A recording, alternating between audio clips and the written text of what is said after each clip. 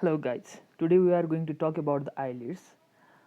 Talking about the eyelids are the mobile tissue curtains placed in the front of the eyeballs and protect the eyes from the injuries and the excessive light. So two main functions of the eyelids are to control the excessive light and to save the eyes from the injuries. So gross anatomy. Apart from these, the eyelids perform various functions such as spreading the tear films around the eyes and helping in the drainage of the tears by the lacrimal pump system. So talking about the gross anatomy, uh, we will talk about the parts of the eyelids, position of the eyelids and the canthi. Parts of the eyelids. Eyelids is divided into two parts, orbital part and the dorsal part. Position of the eyelid. Um, the eyelid, upper eyelid covers the 1/6 of the cornea, while the lower eyelid touches the limbus canthi. The two eyelids meet each other at a single point, that is canthi. There are two canthi, medially inner canthi and laterally outer canthi, respectively. Palpebral aperture. Palpebral aperture is space between the upper eyelid and the lower eyelid. With open eye, it measures about 28 to 30 millimeter horizontally and 10 to 11 millimeter vertically. Now we will talk about the lid margin. Lid margin is the margin of the lid, of course. It is divided by punctum into two parts.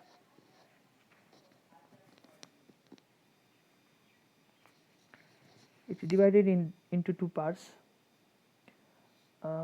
Punctum, and here is the lacrimal punctum. Medial to lacrimal punctum is medial lacrimal part, and lateral is lateral ciliary part. And cross sectional, this is the cross sectional level diagram of the eyelid. In above figure, it contains the orbicularis oculi muscle, sweat gland, hair follicle, gland of Gis, cilium, gland of mole, pars marginalis of orbicularis muscle, pars subtarsalis of the orbicularis muscles, inferior arterial arcade, meibomian gland, conjunctival crypts, gland of the Wolfram, superior arterial arcade, gland of the Creutzfeldt, Muller's muscles, levator palpebrae superioris muscle, and fat.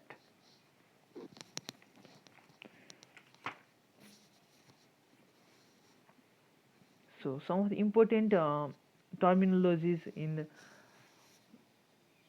the cross sectional this diagram of the eyelid. We need to talk about the skin. The skin present here is elastic and having a fine texture, and it is the thinnest skin in the body.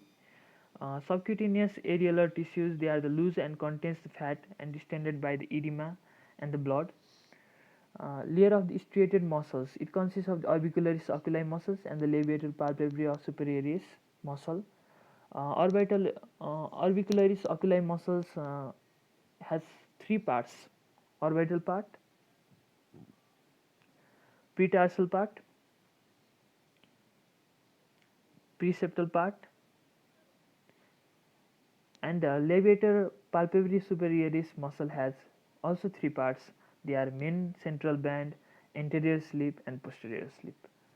Talking about the submuscular areolar tissue, there are the layer of the loose connective tissues, which consists of the nerves and the blood vessels. For the anesthesia of the lids, injection is given in the submuscular areolar tissue layer of the eyelid. Fibrous layer. There are two parts: tarsal plates and orbital septum. And we have palpebral conjunctiva and layer of the non-striated muscles. Talking about the glands of the eyelids, there is meibomian glands, glands of the Gis, and glands of the mole. Other glands are accessory lacrimal glands of the Wolfram. So meibomian glands, there are about 30 to 40 in number in the upper eyelid and 20 to 30 in the lower eyelid. They are also known as the tarsal glands. They are the modified sebaceous glands, and their secretion consists of the oily layer of the tear film. and their ducts open at the lead margin. Gland of Zeus. These are the sebaceous glands which open into the follicles of the eyelashes. Gland of the moles are the modified sweat glands and situated near the lash follicle, open into the lash follicle or into the ducts of the glands of the Zeus, but do not open in the skin surface unlike the sweat glands elsewhere. Accessory lacrimal glands of the wolfram.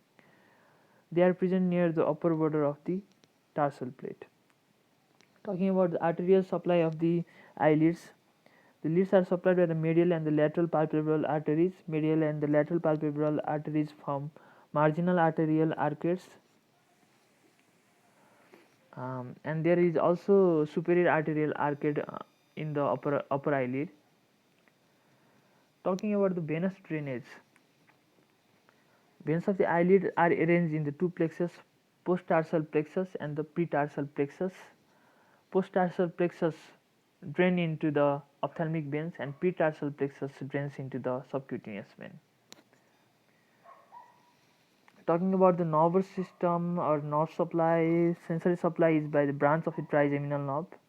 Upper lid is supplied by lacrimal, supraorbital, supratrochlear nerves, and lower lid is supplied by infraorbital and infratrochlear nerves. Motor supply. Motor supply levator palpebrae superioris by the third cranial nerve, orbicularis oculi by the seventh cranial nerve, and Muller's muscles by the sympathetic nerves.